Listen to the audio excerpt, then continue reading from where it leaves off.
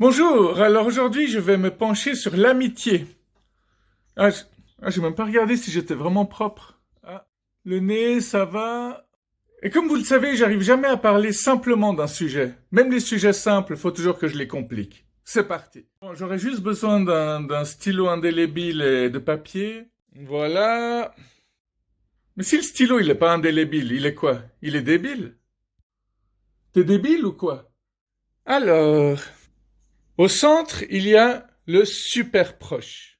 Je vais compliquer les trucs un peu plus tard, hein, sinon je vais vous perdre.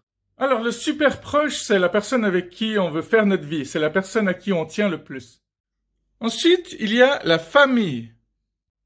Après, il y a quoi? Bah oui, les amis. Et après, il y a quoi? Les copains. Et après les copains, il y a quoi? Il y a les potes. Oui, parce que amis, copains et potes, c'est pas la même chose pour ceux qui ne le sauraient toujours pas. C'est pas parce que certaines personnes utilisent un mot pour l'autre qu'ils ont raison, hein. Et le dernier cercle, qu'est-ce que ce sera? Ben, ce sera les connaissances. C'est pour connaissance. Oui, on a déjà eu le C de copain, ne pas confondre avec le C de connaissance. Tadam! Alors c'est à partir d'ici que je vais compliquer les choses, hein. C'est inévitable avec moi. Ah, je vais avoir besoin de deux, trois autres feuilles. Où est mon bloc? Le voici. Alors là, je vous ai fait un schéma très très facile. Mais personnellement, je trouve qu'on pourrait rajouter ami avec grand A, ami avec petit a, copain avec grand C, copain avec petit c, pareil avec les potes. Alors oui, j'écris très mal, mais avec un stylo feutre gros comme ça, c'est encore plus difficile, mais c'est pas ça le sujet du tout. Alors oui, effectivement, ça commence à devenir un peu tordu, hein. À la limite, je pense que vous pouvez concevoir les amis avec un grand A, amis avec un petit a. Après, potes et copains, y a pas besoin de se prendre la tête, je vous dis juste ma vision des choses. Et puis, les ennemis dans tout ça, est-ce que vous feriez un cercle encore à l'extérieur des connaissances, vous? Non, parce que les connaissances, ça peut aussi être des ennemis, ça peut être inclus dans les connaissances. Après, vous savez tous que un ami qui vous poignarde dans le dos, bah ça devient un ennemi aussi. Surtout s'il le fait deux fois, parce qu'à la limite, on peut pardonner une fois, on peut éventuellement pardonner deux fois, mais suivant la gravité de la trahison, bon, il y en a plein qui pardonnent même pas une fois, hein. Bon, après, ennemi, c'est un grand mot, hein. Il y a des gens qui considèrent qu'ils n'ont pas d'ennemis, quoi. Toutes les personnes qui nous aiment pas n'ont pas forcément envie de nous tuer. Enfin, je crois pas, en tout cas. Donc voilà, je vais continuer de compliquer un petit peu, sinon je serais pas fidèle à moi-même. Mais s'il y a une personne à qui je dois vraiment être fidèle, c'est vraiment à moi-même.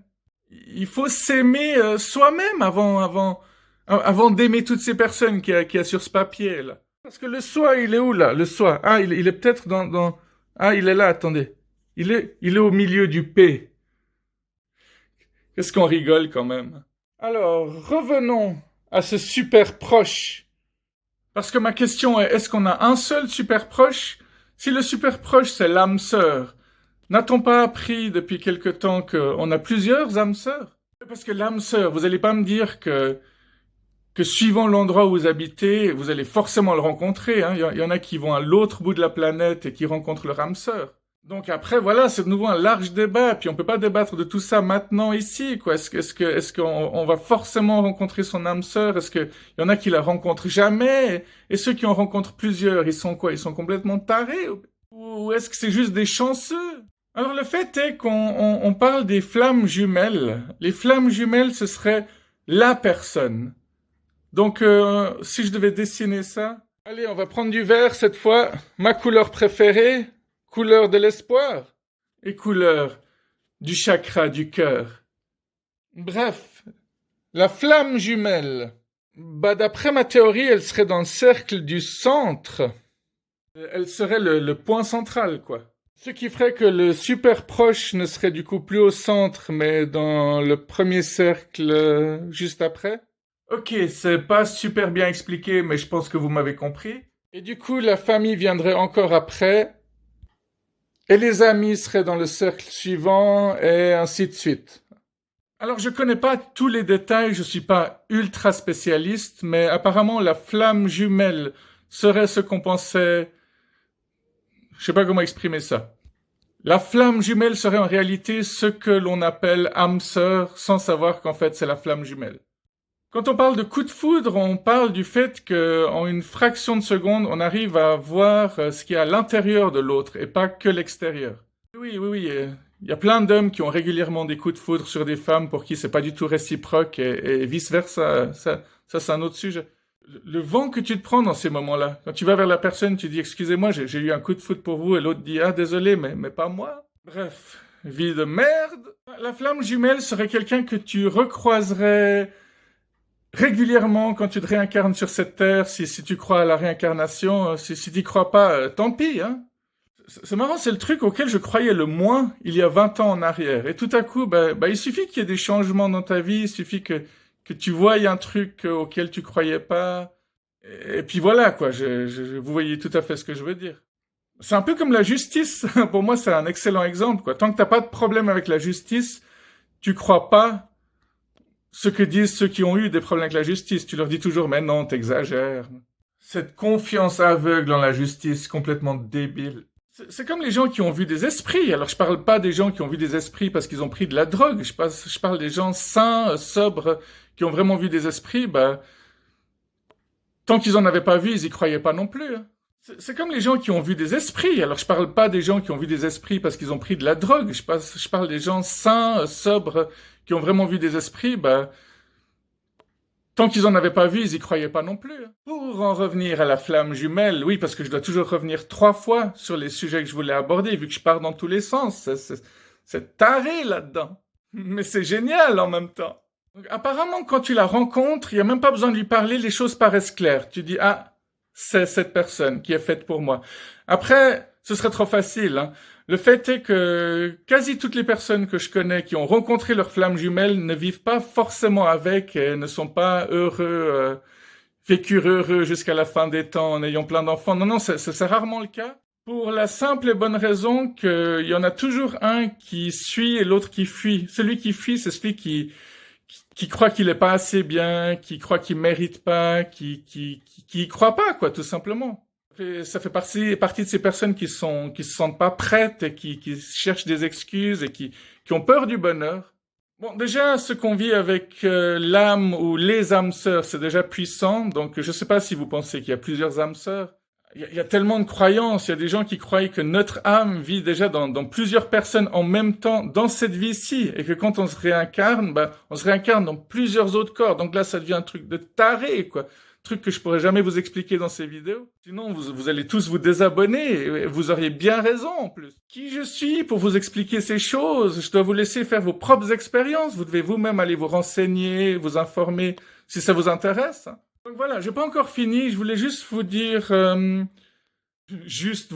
va peut-être prendre 5 minutes, mais c'est pas grave. Alors, j'entends beaucoup de gens dire. Ah, cette personne, ça fait quand même 16 ans que je suis ami, je sais pas si je dois la garder dans ma vie ou pas, je peux pas juste la jarter comme ça. Bon voilà, de nouveau j'ai l'impression que c'est surtout des femmes ou des jeunes femmes qui disent ce genre de trucs. Je vais encore passer pour un gros macho, mais c'est pas grave. Quand je dis du mal de tous ces mecs, il y a personne qui dit que je suis féministe. Par contre, quand je dis du mal des femmes, là on me loupe pas, quoi. Alors, avoir une amitié de 16 ans, ça veut pas dire grand-chose, au fait, malheureusement. C'est pas comme si c'était pas du tout important, mais vous connaissez tous des personnes qui ont été amies avec vous pendant plusieurs années et qui du jour au lendemain, vous les avez plus vues et vous leur direz juste bonjour si vous les croisez dans la rue. Ce que je veux dire, c'est que si on n'a plus besoin d'une personne dans sa vie, ça vaut pas la peine de continuer à la voir. Ça vaut pas la peine de continuer à voir quelqu'un juste parce que ça fait plusieurs années que je la connais depuis l'enfance. Parce que croyez-moi, il y a pas mal d'amis d'enfance qui récemment m'ont laissé tomber.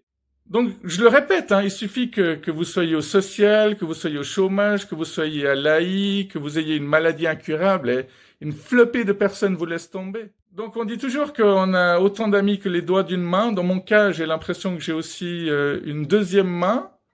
Enfin, tant mieux si c'est vraiment le cas, mais sinon, je suis heureux avec ce que j'ai. Je me contente vraiment des merveilleux amis que j'ai en ce moment.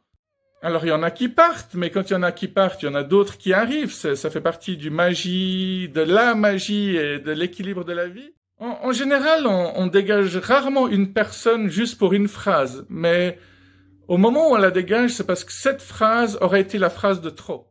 Alors, évidemment, on se dit, quand on est trop gentil, on se dit, mais j'ai pas envie de la blesser, elle mérite pas ça, c'est quand même quelqu'un qui a un bon fond, et patati, et nanana. Mais le fait est qu'au moment où on se décide de se débarrasser d'une personne, c'est généralement le bon choix. Car, comme on dit, ne plus voir un pervers narcissique, ce n'est pas une solution, c'est la solution. Tu vois, on connaît tous aussi des filles qui sont amies juste parce qu'il y en a une qui est belle et que l'autre est laide et que celle qui est belle, elle en profite pour que les regards soient braqués sur elle. C'est terrible. Parmi les personnes qui m'ont pas laissé tomber ces derniers temps, il y a des personnes que j'ai dû moi-même éloigner. Parce que parmi les gens qui laissent pas tomber, il y a toujours des gens négatifs aussi, et ces gens-là, on n'en a pas besoin. Donc j'ai dit à une de ces personnes, écoute, tu me traites comme un gamin, j'ai l'impression que tu me fais tout le temps la morale, ça c'était plus facile que pour l'autre parce que elle m'a juste laissé tranquille, elle m'a plus rappelé. Par contre, la deuxième personne à qui j'ai dit, écoute, il faudrait qu'on se voie un peu moins parce que t'es tout le temps négatif. Alors sachez que c'était le genre de personne qui m'envoyait tout le temps des WhatsApp. Et ça pouvait être des messages du style «Ah putain, il fait chier». Alors quand tu reçois un message comme ça, tu te dis mais de quoi est-ce que tu parles et la réponse des fois c'était des trucs du style «Ah, le gars devant moi, il avance pas alors que le feu est passé au vert». Donc tu te dis «Putain, t'as du temps pour ça, toi». Donc j'avais vraiment l'impression d'être une sorte de poubelle quoi. Dès qu'elle avait un coup de gueule, elle me l'envoyait par texto. Alors, j'ai décidé de mettre fin à cette amitié qui datait effectivement de 16, 17, 18 ans, je sais plus exactement. Et quand j'ai vu l'explosion de sa réaction, je me suis dit, mais pourquoi est-ce que je l'ai pas dégagé plus vite de ma vie? C'est pour ça que je dis que quand on décide de le faire, c'est toujours le bon moment et il faut le faire. Si on dit tout ce qu'on pense à une personne, parce qu'il faut toujours le faire, et que la personne réagit bien en disant «Ah, je suis vraiment désolé, je me rendais pas compte que j'étais comme ça», là c'est autre chose. Là, il faut laisser une nouvelle chance à la personne. Par contre, si la personne explose, alors je vais vous dire ce qu'elle m'a dit. Elle m'a dit des trucs du style attendez que je ressorte le message. Alors, tu as des troubles mentaux. Je refusais de le voir, mais maintenant je suis persuadé que tu en as et tu dois vraiment te faire soigner. Donc, je voulais pas cacher dans mes dernières vidéos. Hein, j'ai plein de défauts et j'essaie de régler tout ça. Hein. Ensuite, elle me dit des trucs du style tout le monde à qui j'ai parlé de toi m'ont conseillé de m'éloigner de toi. Bah, pareil pour elle, hein, tous ceux à qui j'ai parlé d'elle m'ont tous dit mais dégage là, t'as pas à avoir des amis comme ça. Bon après ça part complètement en cacahuète, hein. Elle dit des trucs du style t'as pas intérêt à dire du mal de moi, j'ai pas peur de toi. Si tu dis mal de moi, je le saurai. J'espère qu'elle verra cette vidéo. C'était une de mes abonnées à une époque, hein, et à peine il y a eu cette explosion, direct elle s'est désabonnée. Si ça se trouve, c'était son premier réflexe. Elle m'a aussi écrit, oui, parce qu'évidemment c'était par message tout ça. Hein. Elle a aussi écrit qu'elle voulait mettre les choses au clair et que c'était pas moi qui la dégageais, mais que c'était elle qui me dégage de sa vie. Comme l'a précisé une de mes connaissances, comme l'a précisé un ami, si elle part avec 3% de dignité avec ça, on peut la lui laisser. Et ça se conclut par, une fois de plus, je me rends compte que c'est un sale putain d'arabe qui me la fout à l'envers. Donc en 16 ans d'amitié, elle a toujours pas compris que j'étais perse. Et elle rajoute, vous nous forcez à être racistes avec votre manie de toujours rejeter la faute sur les autres. Donc voilà, pas besoin d'aller plus loin. Allez, sur ce, je vais vous laisser et je vous souhaite une excellente journée. Et choisissez bien vos amis. Hein. Attends, t'as pas oublié de dire quelque chose là? Le plus drôle est que je l'ai croisée la semaine passée. Je l'ai pas vue, mais c'est elle qui m'a appelé avec le grand sourire comme quoi. Elle a fait comme si de rien s'était jamais passé. Comme si de rien ne s'était jamais passé. Ça sonne assez bien comme phrase. Hein. Et c'est quoi la phrase des amis et de la famille, là? La phrase, c'est la famille, on l'a subie, les amis, on les choisit. On a cette chance. Bye bye. Ouais.